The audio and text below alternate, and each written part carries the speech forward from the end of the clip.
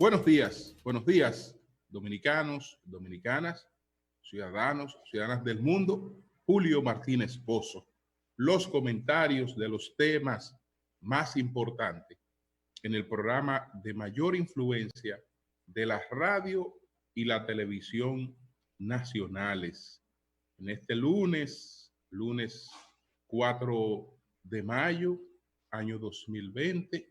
Buenos días a todo el equipo del Sol de la Mañana, a la audiencia de Sol, la teleaudiencia de Telefuturo, Canal 23, la de Teleuniverso, Canal 29, que está con nosotros todos los días a partir de las 9 de la mañana, y la del Canal 24 de Santo Domingo TV. Buenos días a todos y a todas.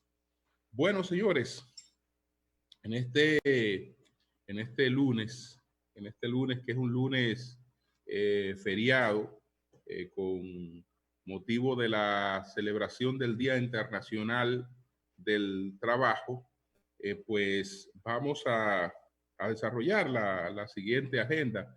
Lo de feriado lo ponemos entre comillas porque con la vida que estamos viviendo, pues prácticamente se hace escasa distinción entre los días que son feriados y los días que no lo son. Modesta y aparte, hay una forma que tiene mucha gente de darse cuenta si el día es feriado o no lo es, porque cuando no nos escuchan, entiende que es sábado o que es domingo. Así es que hoy, sin embargo, mucha gente dirá, bueno, pero ¿es feriado o no? Porque estamos escuchando al Sol de la Mañana, que es lo que le hace distinta a la gente el día. Entonces, bueno, pero escuchando el Sol de la Mañana, porque ¿qué podemos hacer en una etapa como esta? Lo que podemos hacer con una etapa como esta es contribuir con nuestro trabajo, contribuir con información veraz, que el sesgo de nuestras posiciones frente a las cosas nunca puede ir en detrimento de la objetividad. Entonces, por eso la información que recibe la gente a través del Sol de la Mañana es una información en la que la gente confía. Así es que vámonos con estos temas en este lunes medio cimarrón. Bueno, algunas consideraciones sobre el Día Mundial de la Libertad de Prensa, la nulidad de una resolución del Consejo del Poder Judicial por parte del Tribunal Constitucional, el informe sobre las repatriaciones de dominicanos varados en 26 países que ha hecho la Cancillería de la República. Pues tenemos también el caso del incendio de Duquesa. Estamos acompañados de otros incendios también en Constanza y el que se produjo en Santo Domingo Este. Y finalmente estamos con una panorámica del coronavirus en RD y en el mundo. Entonces, empezamos con el Día Mundial de la Libertad de Prensa. Este es un día instituido por las Naciones Unidas para revisar cada año cómo va la libertad de prensa en el mundo.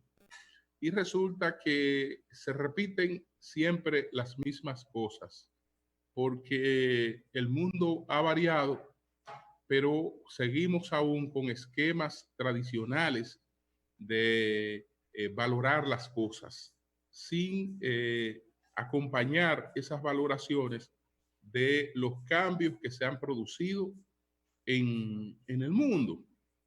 Sabemos que ciertamente una condición sine qua non de la democracia, para que haya democracia, tiene que haber libertad de expresión del pensamiento, tiene que haber libertad de prensa, y esa libertad de prensa es la garantía de otro derecho, que es el del derecho a la información. Entonces, siempre se ha hablado que los medios tienen que ser, pues, reunir una serie de condiciones. Cuando estamos hablando de esas condiciones, estamos hablando de que los medios tienen que ser independientes y tienen que ser plurales, tienen que ser objetivos, etc. La independencia en el periodismo hoy y siempre ha sido un eufemismo. Eso ha sido un eufemismo. Ciertamente se trata de una cosa sumamente relativa que por lo general se reclama frente a objetivos importantes. Cuando se habla de medios independientes, de lo que se habla es de medios que pudieran ser críticos frente a los gobiernos, independientemente de las consecuencias de eso. Pero el gobierno o los gobiernos en las sociedades son actores muy importantes, pero son actores. La sociedad de entonces está compuesta por distintos actores y sectores con distintos intereses.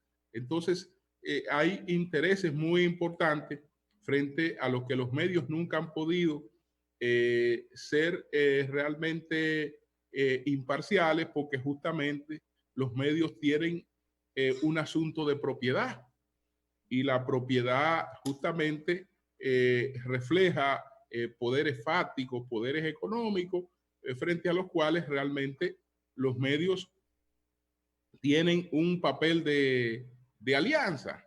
De manera que de independencia no podemos hablar sin estar hablando de un eufemismo.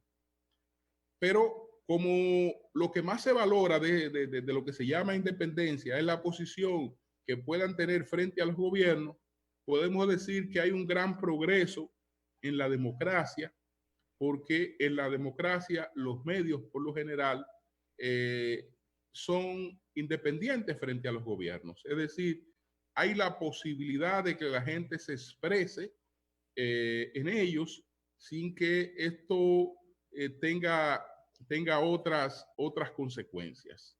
En el mundo democrático, no hay, digamos,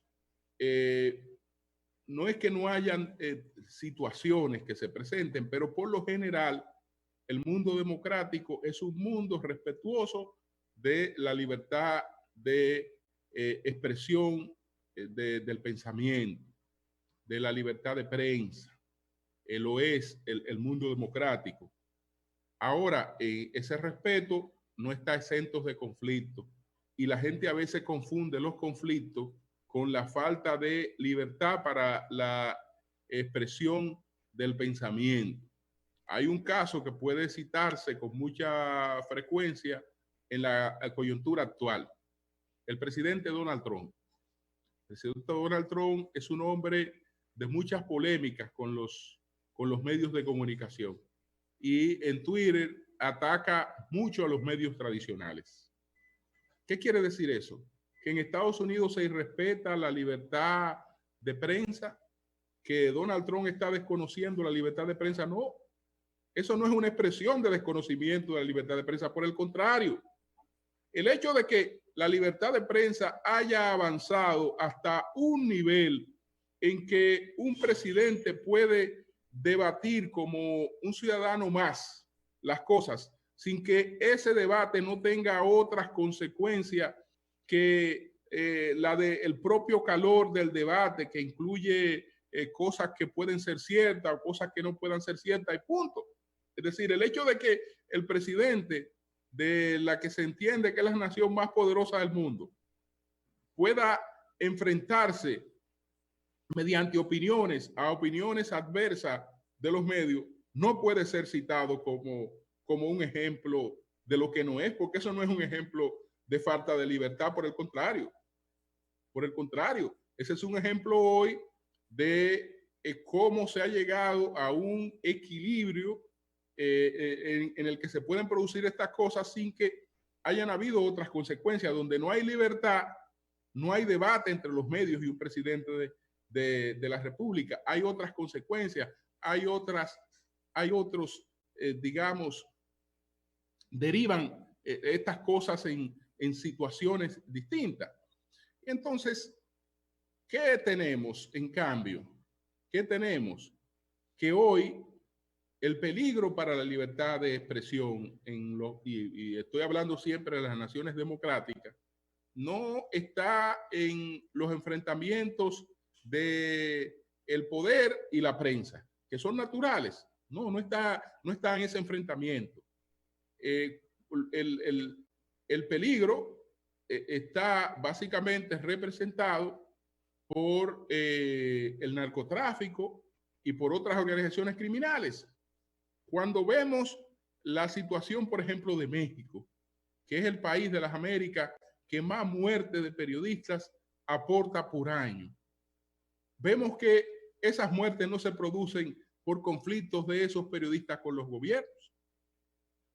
Esas muertes se producen por la intolerancia, por la situación del narcotráfico, que es contra lo que esos periodistas se han enfrentado, produciendo informaciones, y entonces la consecuencia de esas informaciones ha sido una orden de asesinato contra esos periodistas. Ese es un tema gravísimo, gravísimo, pero que hay que presentarlo como tal. Salvo los países que tienen régimen dictatoriales donde no hay libertad de expresión, no la hay en Cuba, no la hay en China, no la hay en Corea del Norte, no la hay en países, digamos, que tienen estos regímenes. En otros países ha estado seriamente amenazada, como en el caso de Venezuela, que ha habido mucha confrontación, como en el caso, por ejemplo, de Nicaragua. Todo lo demás, y este caso tan triste de México, ¿no? de este río de sangre que tenemos todos los años de asesinatos de periodistas por confrontaciones con el narcotráfico. Todos los demás casos son de enfrentamientos que no llegan a poner, digamos, en cuestionamiento o en peligro la libertad de expresión, porque también las sociedades disponen de distintos mecanismos de equilibrio. Puede que un funcionario cometa un exceso, pero cuando frente al exceso del funcionario hay terceros imparciales en la justicia que actúan contra esos excesos, entonces en ese país hay garantía de la libertad de expresión, porque la libertad de expresión lo que conlleva su garantía es que su violación sea sancionada, que su violación no sea, digamos, aceptada como una normalidad. Entonces, donde eso ocurre, pueden haber incidentes, pueden haber situaciones como se pueden presentar en cualquier parte del mundo, pero no podemos hablar de que ha peligrado o que ha estado amenazada la libertad de expresión. Cuando vemos, por ejemplo, los informes que presenta la Sociedad Dominicana de Diarios todos los años en la Asamblea de la CID, vemos que se trata de casos sin la mayor depuración. Es decir, lo único que está haciendo la CID en estos momentos es que lleva una relatoría de los incidentes que se producen año por año en la República Dominicana, y cualquier denuncia que se haga sobre supuesta, digamos, violación de la libertad de expresión, ellos toman nota de ella y la llevan a la CID sin mayor aporte.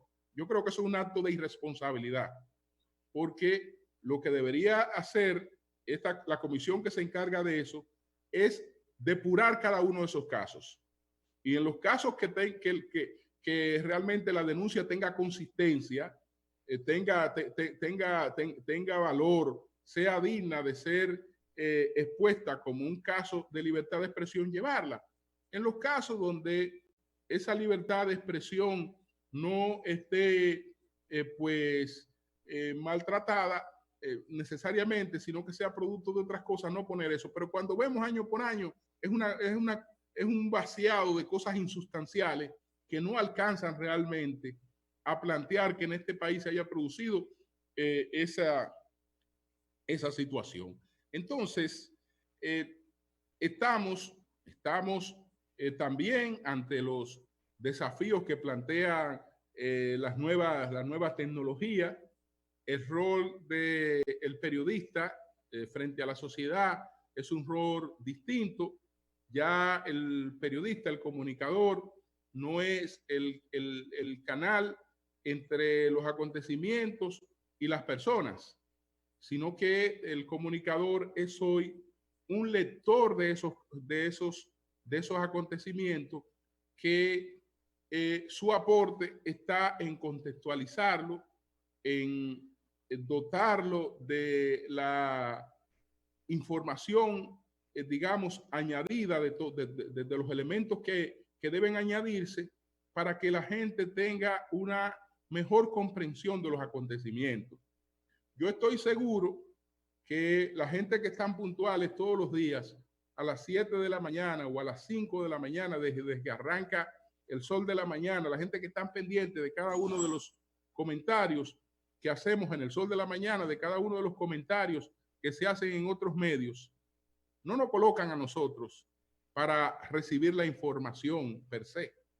¿Por qué? Porque la gente ya ha recibido la información, ya sabe lo que ha pasado por distintos canales. Es más, está sobresaturada de información. La gente lo que percibe es nuestra lectura de esos acontecimientos.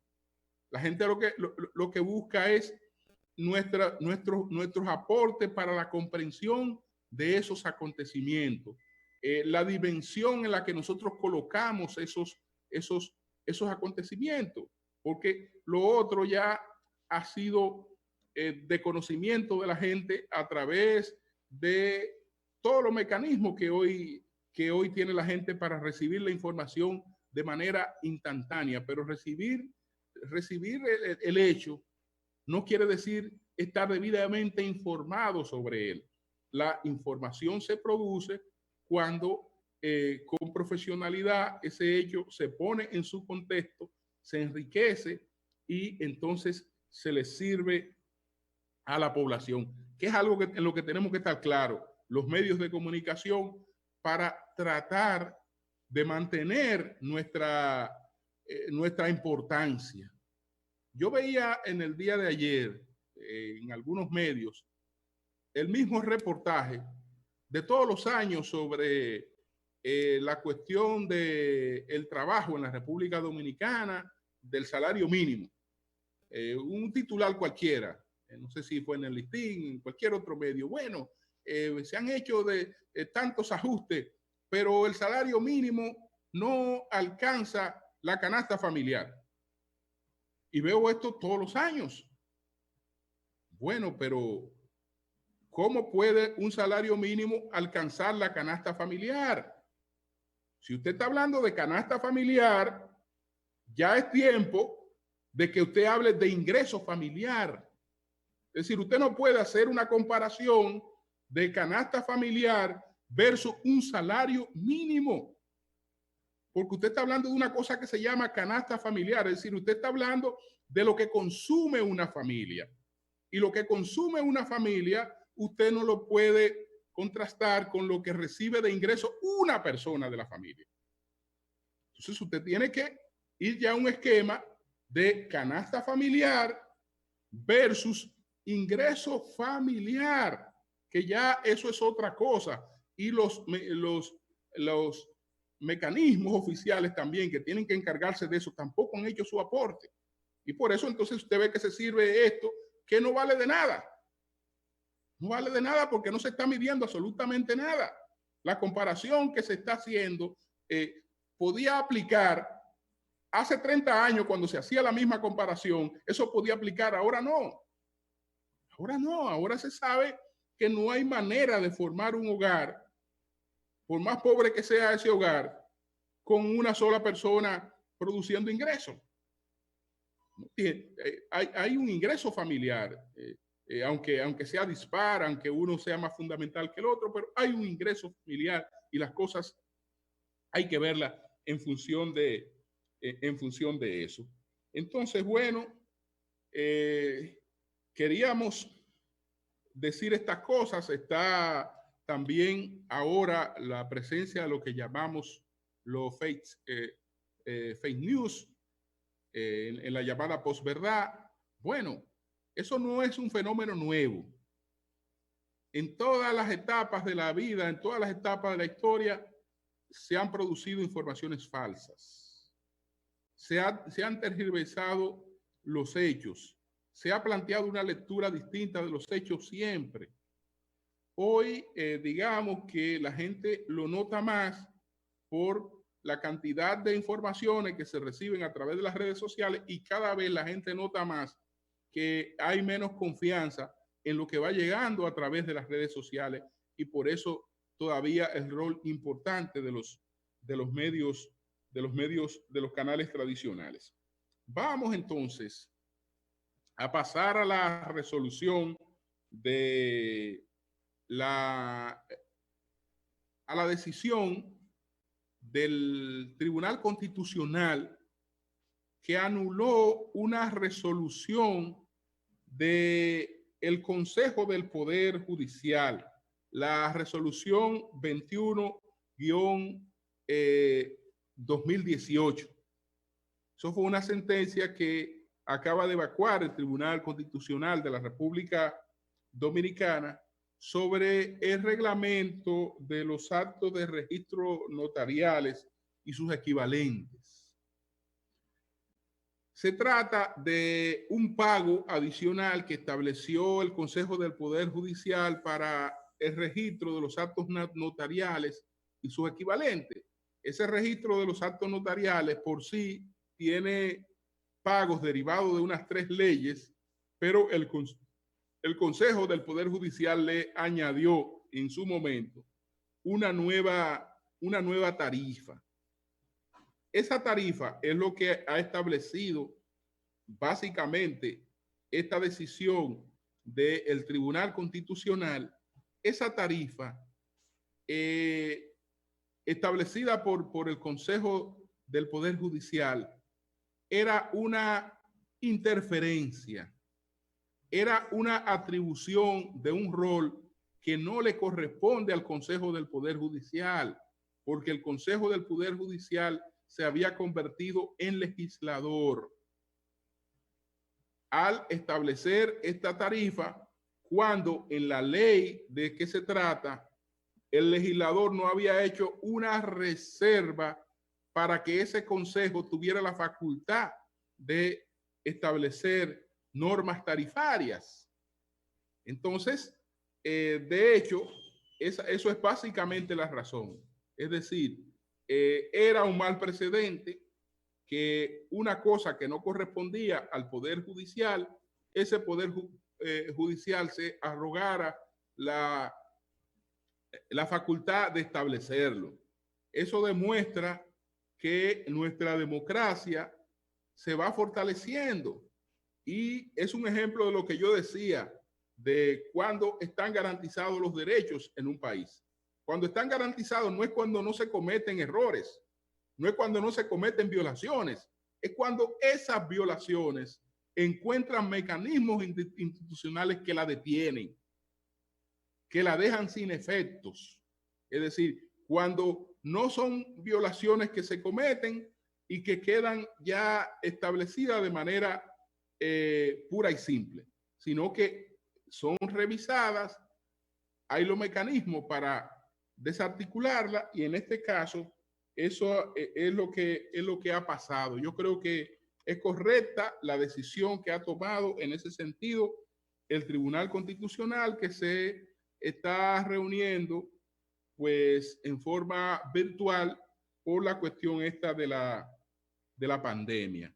Entonces paso rápidamente a un informe sobre las repatriaciones, agradeciendo pues al viceministro Juan Carlos Guerra, que es el viceministro encargado de estos asuntos en la Cancillería. Entonces, informe sobre repatriados dominicanos en las semanas del 24 al 3 de mayo. Hubo 24 dominicanos repatriados, es decir, son dominicanos que estaban varados, no es que han cometido ningún delito, pues, que es cuando hablamos de repatriaciones o de deportaciones. Son dominicanos varados por la situación del COVID-19. Entonces, han venido 24, han sido repatriados desde Aruba, 22 desde Bélgica, 26 desde Alemania, 39 desde Guadalupe, 2 desde Finlandia, 73 desde Colombia, 275 desde Cuba, 8 desde Perú, 246 desde México, 44 desde Brasil, 385 desde Nueva York, 148 desde Miami, 5 desde China, 119 desde Jamaica, 34 desde Curazao, 4 desde Francia, 24 desde Argentina, 66 desde Washington, 59 desde Bahamas, 25 desde Costa Rica, 33 desde Guatemala, 66 desde Puerto Rico,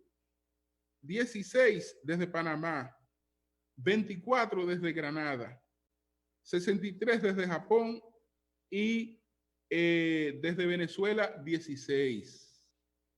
Estamos hablando de que en vuelos ferries organizados por embajadas y consulados han llegado al país 1.849 dominicanos. Eso es en vuelos ferries. Y en vuelos privados gestionados a través de la embajada y los consulados también han llegado unos 1.232. Los vuelos de repatriación han llegado procedentes desde 26 países. Total de dominicanos que han sido repatriados, 3.581. Total de dominicanos que quedan varados, que todavía están pendientes de ser traídos, 2.549. Total de repatriados en la semana del 24 al 3 de mayo, 414. Y entonces, para esta semana están pendientes vuelos desde Honduras, El Salvador, Colombia, Cuba, Estados Unidos, Ecuador, Perú y Caracas. Señores, eso nos da un carácter de la situación global de nuestro país y de la economía dominicana. Fíjense que estos son dominicanos que no residen en ninguno de esos países, sino que estaban en distintas actividades en 26 países, muchos en turismo, muchos en paseo, en trabajo, en estudios, etcétera. Pero fíjense cuál es la cantidad de contacto que tiene este país con el mundo. Eso sin hablar de la cantidad de turistas que provienen de cualquier parte del mundo a la República Dominicana. Entonces, evidentemente que nosotros no estamos exentos de que ninguna situación que afecte el mundo no nos afecte a nosotros.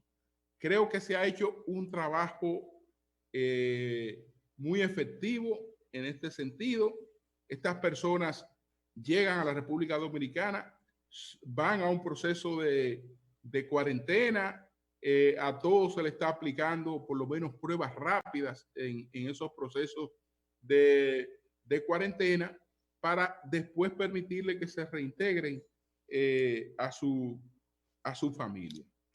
Finalmente está el caso Duquesa, que desde la tarde del pasado martes pues se ha producido este nuevo incendio en Duquesa. Los expertos, al igual que las autoridades, están casi seguros de que detrás de este incendio hay manos criminales.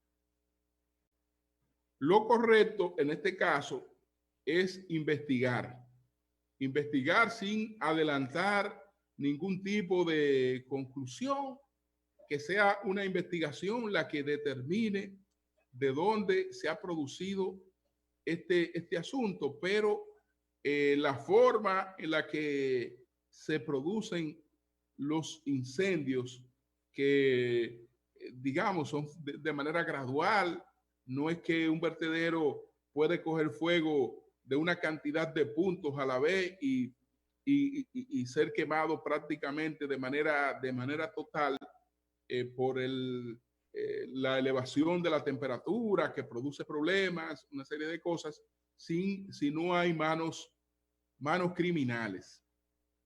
Entonces, hay que determinar eso, pero determinarlo con una investigación seria y sin adelantar absolutamente nada en relación con quienes pudieron hacer, los presuntos responsables, hasta que eso no se determine producto de una investigación seria para evitar cualquier tipo de confusión en eso, cualquier tipo de mala interpretación.